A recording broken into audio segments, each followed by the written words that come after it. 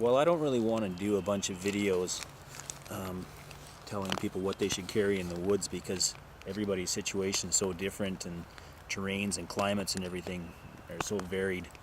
I don't have experience in all that many places so that I can do that. But there is one thing that I think can cover all the ground. Doesn't matter where you are, it can be a useful item, and it relates to first aid. I'm no professional in the matter, but I have some experience, and I see a lot of people carrying just basic first aid kits, probably store-bought, and sometimes they soup them up a little bit.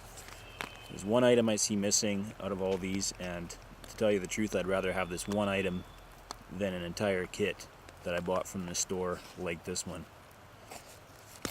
This started when I was working with chainsaws. I was doing tree spacing and falling, and one item that we had to carry with us was this. And this is just a tensor bandage with a 4x6 inch absorbent pad attached to it.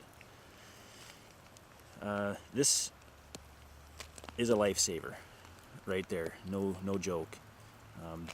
The items in this kit are far more likely to be just convenience items. You could improvise the things that you can do with this with other materials that you have on you, but this one gets the job done, and it's multi-purpose.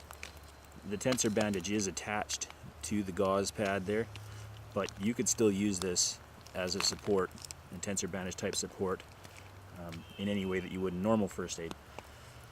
So I believe soldiers carry something like this too. I think they call it a battle dressing. That term comes to mind, but I don't really know much about that. A few examples of when I've used these in the past are one time I was hiking with some friends, and one of them slipped while we were crossing a river, and he hit his knee right here on something sharp under the water, and his kneecap actually disappeared up into his leg muscles. He cut it that bad. And the pressure dressing was on hand. I had it in an accessible pocket. Came out on the knee. We had him cleaned up and wrapped up before blood even started coming out of the wound. It was 45 minutes out of the woods and another 45 minutes drive to the hospital, and he was fine. The pressure was perfect. It worked great.